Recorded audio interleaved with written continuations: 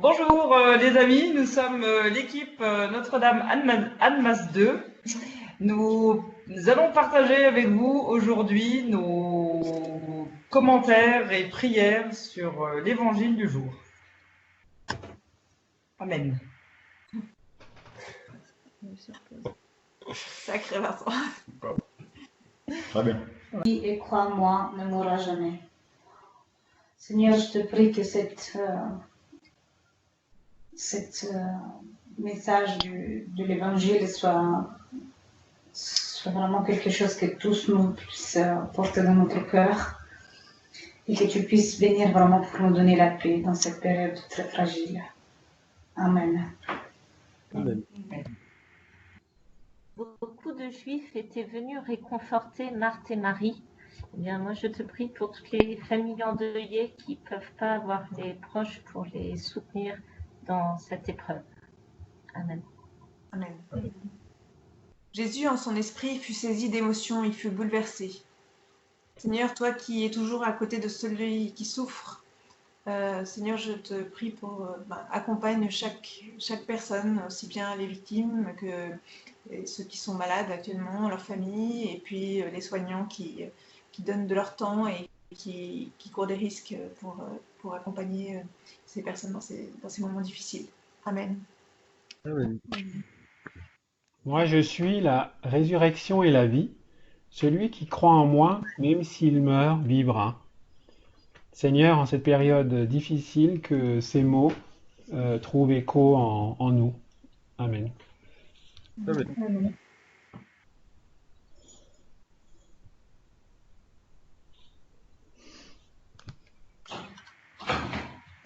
Jésus savait que cette mort de Lazare, elle serait l'occasion d'une grande révélation.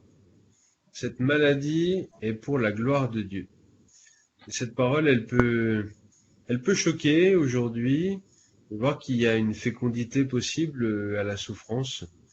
Et beaucoup disent aujourd'hui que la foi, c'est ce qui permet de supporter l'insupportable, que c'est un secours pour les faibles, et quand bien même.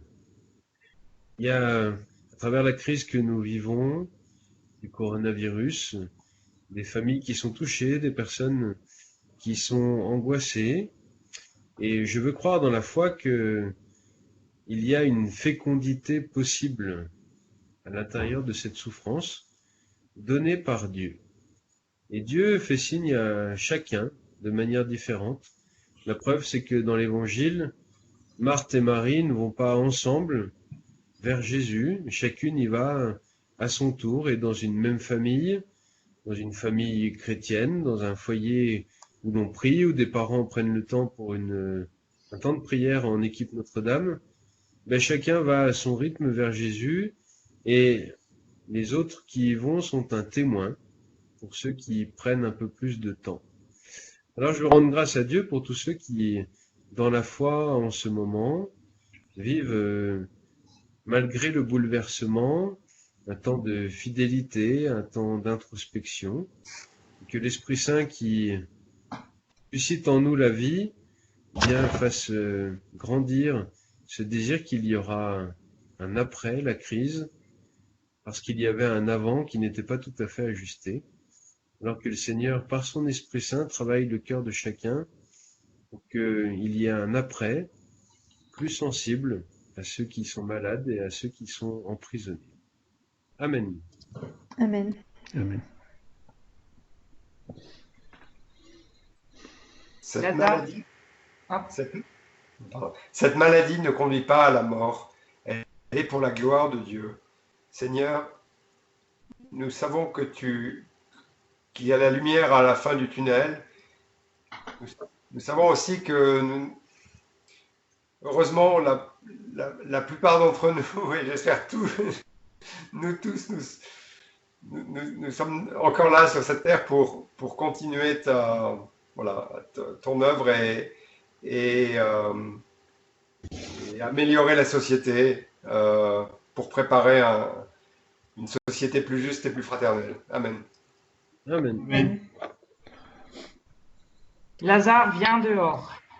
Effectivement, c'est une phrase qu'on entend beaucoup moins ces derniers temps.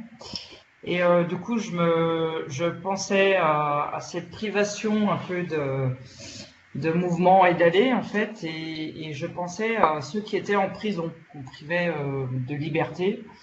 Alors bon, dans ma vie avant le Covid-19, j'avais tendance à me dire, ils sont en prison, bah oui, c'est normal, ils ont fait une connerie, donc ils vont en prison. Et je me dis que c'est quand même quelque chose qui est vraiment, vraiment difficile. Et, et je pense que cette privation de liberté doit être vécue par certains comme vraiment un enfer et sans forcément changer les choses. Alors voilà, c'était une réflexion que je me faisais l'autre jour. Amen. Amen.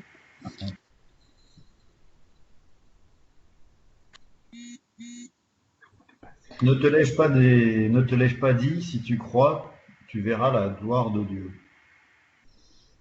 Effectivement, on a souvent mal à croire malgré les paroles répétées. Et j'espère que cette période troublée nous permettra d'ouvrir les yeux, de nous rapprocher de Dieu et de mieux voir sa gloire. Amen.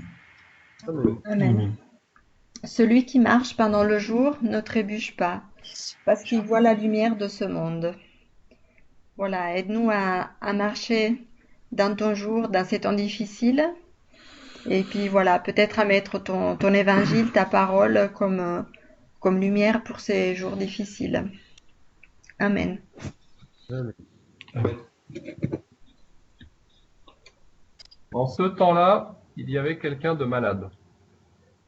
Alors moi, je suis très surpris de voir comment, au XXIe siècle, alors qu'on pensait vivre dans un monde où tout allait bien, où on avait la science pour nous, la médecine, l'informatique, la technologie, et ben tout d'un coup, un virus arrive, une maladie arrive, et tout s'arrête. On est obligé de revenir à l'essentiel, à comment se nourrir, comment se protéger, comment se supporter les uns les autres. Alors, comme le pape François nous y a invités, j'espère qu'on va tous se remettre en question, réfléchir après cette épidémie et à revoir peut-être notre façon de vivre, notre façon nos objectifs de vie à la lumière de ce qui nous arrive et de ce qui est vraiment important et que cela nous permettra en effet, comme tu le disais, de nous rapprocher de Dieu. Amen.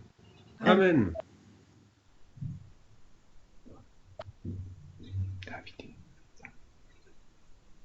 Je te rends grâce, Père, parce que tout m'a exaucé. Je le savais bien, moi, que tout m'exauce toujours. On te prie, Seigneur, pour que tu puisses nous donner la foi